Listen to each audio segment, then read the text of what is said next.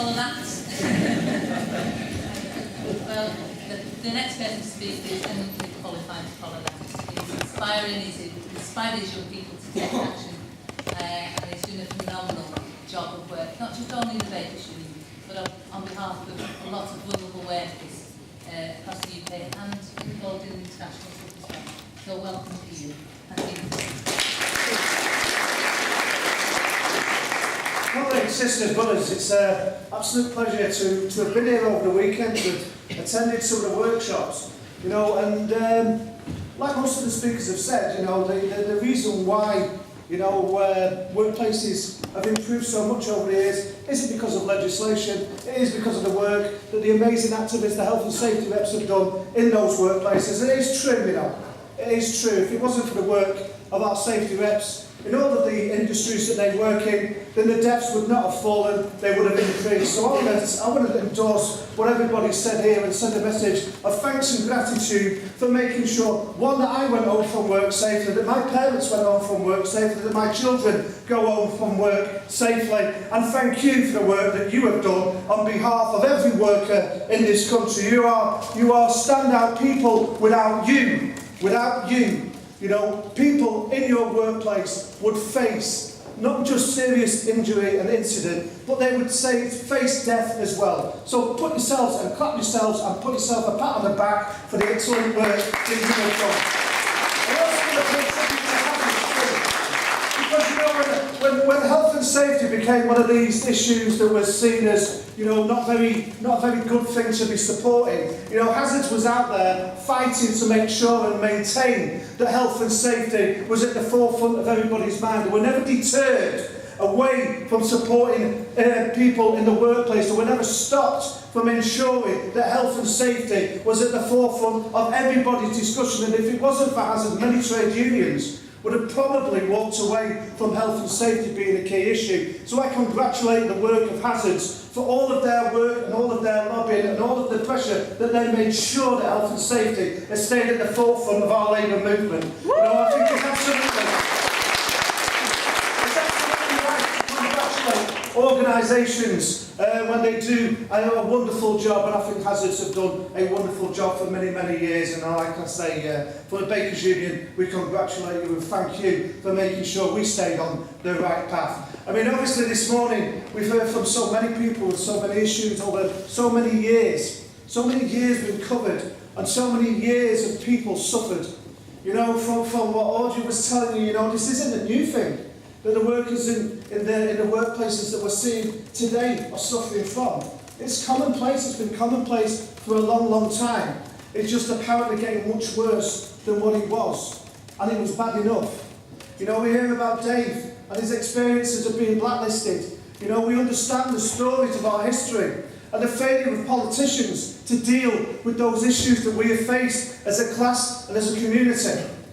And now they want to tell us, they want to tell us the most important debate that we have in this country is about whether we stay or leave the European Union. Whichever side of the argument you're on, be absolutely understanding of this. It's never been legislation that protected it. By the way, slavery used to be legal. The only thing that's ever improved our lives is when we've stood together. When we stand together, we make amazing changes and make amazing improvements for people's lives. When they talk to us, when these politicians talk to us and say, it's only through, taking action and supporting our political campaign that things will improve. Just remember this. Because at this moment in time, we're seeing the rise of the far right in this country. We're seeing attacks on people, not because they've done anything wrong, but because their skin colour is different, because they preach to a different God, because they have a different gender or believe, that it's right to have equality in a workplace. These people who are being targeted and attacked are actually being used by the establishment to keep us divided, because they understand that our strength comes from standing together. And let's be clear, let's be absolutely understanding of what they tell us. The reason why we suffer hardship is because these migrants have come over here and taken our job. No migrants ever come over here and taken somebody's job. It wasn't a migrant that led the race to the bottom. It was corporations and governments that allowed employers to undercut people by enabling people to have their second-generation contracts and third-generation contracts in every employment and every employer in our country. It was an employer and the people that they took out to wine and dine that enabled corporations to reduce the terms and conditions of worker. It was never a Polish or a Romanian or an African or any worker in the world. And I say this as well, because while the debate's also going on about, you know, the right to freedoms of movement of the people from the European Union, I think we've got it wrong. I think we've got it wrong if we believe that freedom of movement should just be attached to a trade deal in Europe.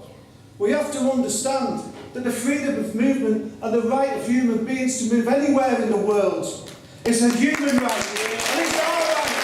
This world belongs to us, not to them. It's a class issue.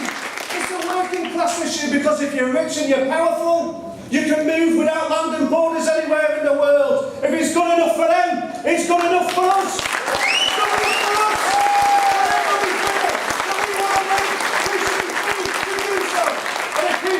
for us. Let's be also clear about this too. If people want to come here and live and set up their lives here, we should be welcoming, because they add to our economy and they boost our communities and they make us a better people. And when you talk about the news about asylum seekers, they ain't asylum seekers, they are people seeking sanctuary, and let's treat them as human beings and call them by the name that they are, which is a human being that's seeking sanctuary from the hate that they're facing back at home, the persecution and possible death.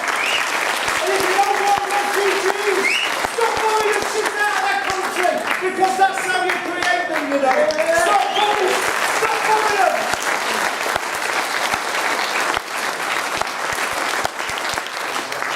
Like I say, politicians have made the decisions in this country. The people who live on the streets of this country, their hardship hasn't been caused by anybody coming in here. It was a decision by politicians to sell off our council housing and then fail to build them. And you know, it will be the Polish workers, the Romanian workers, and all of those workers that will come here and help build our country again and build those council houses. So we should be welcoming of every migrant builder that wants to come in here and build our society the way it should be for all of us. For all of us. Because we're entitled to a decent life. Because the reality for us all is this: our hardship is caused because our pay is too low. And we demand that no worker in this country is paid less than £10 an hour. Why should anybody have to rely on a government to bail them out through our taxes, when our taxes should be used to fund our NHS? So let's be clear, a minimum wage of no less than £10 an hour, regardless of age, is our right for everybody who lives in our country. And when they talk about the need to have flexibility is not a 0 hours contract.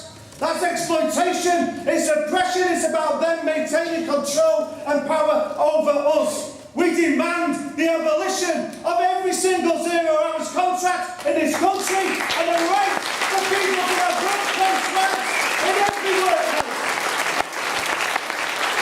You know, the other big issue as well, isn't it? You know, you hear from Ali. Ali comes on here and tells you about the stories of what it was like for him in his workplace. Well, let me tell you some more of those stories, because these are the stories that we hear on a daily basis from people who are working in our communities up and down this country.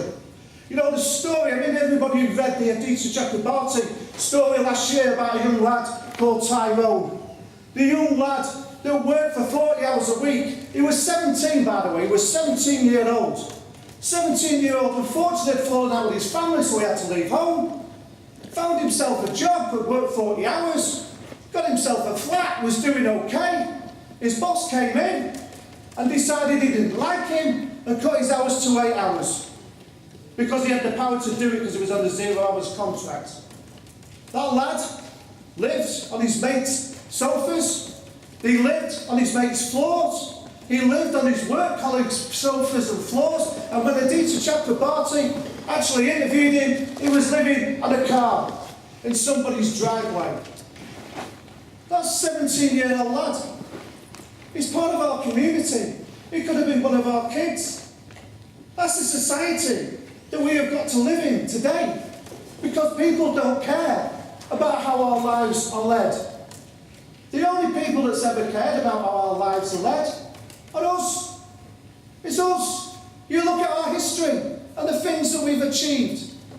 You know, when that young girl was abused by a manager despite the fact that he knew that she'd come out of an abusive marriage, and she was trying to find her way in the world again as a single mother, and he thought it was fun to laugh in her face, to attack her and to abuse her.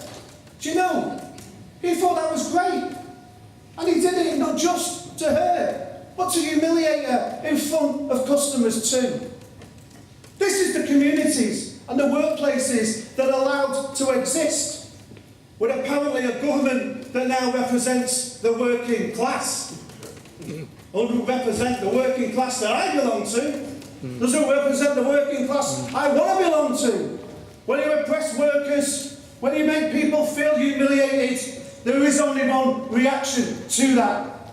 You know, some people say to you, don't be confrontational. I say absolutely be confrontational. The only way we win is by being confrontational. They will never stop kicking us if we roll up in a ball. We have to stand up and we have to fight back. And that's not militancy.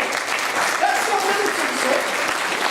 That's common sense. It's our human right to defend ourselves, because they're kicking us and they will not stop. Our chance now is to come together with a Labour leader. But we can't wait for that Labour leader to get into power, to enable us to change our lives. We have to look back to our history. We have to understand the strength of our communities and the strength of us as people. We're the people, you know, when you think about it. When they tell us, because they always tell us, don't they, we can't win. Nothing you can do can make a difference. No change is possible. It doesn't matter who you are or where you go to, it can't work. But then they spend millions on smashing labour organisations. They spend millions on demanding that we have no rights. They spend millions on smashing up our trade unions or any community group that actually says that they will stand up for us as people. And when we realise that when we stand together we win, we look back to our history, because it is important that we say, you know, they said that to the men about the right to vote because they were working class and they didn't come from a rich society. They weren't wealthy enough to understand what politics was all about, so therefore couldn't take part in that system. But you know, the men banded together and demanded their rights. Yes, a few got killed, but it was worth it, because it gave us a start on the way to democracy that led to the rise of the women's movement. And they didn't go out there and have knitting circles. They stood up, they fought back and demanded their right to vote too. And this year we celebrate, don't we? The anniversary of those victories. Those victories were working class people coming together, not waiting for politicians to change their lives, not saying they'll be able to wait for some time in the future for somebody to make our lives better. They went out there and they changed it themselves, just the way that we did when we went off and we fought fascism. And we have to fight fascism again. And you know, we should learn from our history. We should never allow them to control or run our streets, because when they do, all they're doing is enabling the establishment, enabling business to actually put us under and oppress us. We have to fight racism in all of our workplaces. We have to fight racism, because racism is about division. It's about keeping us down.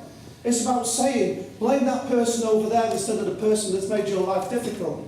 You know, when we went away and we fought in 1939 and 1945 against fascism and won, when we came back we demanded a different society. That was the working class people standing together, and we built the National Health Service. And some people say to me today, you know, socialism. What is socialism? Show me an economy where socialism works. And I say, I was born in the NHS. The NHS is socialism. It's never been about an economic. It's never been about an economic. It delivers. Socialism actually led to a commitment to building council houses. And you know, if socialism was still here, people would be able to go and get a council house. That's socialism. If we were still understanding That when we stand together, that is socialism.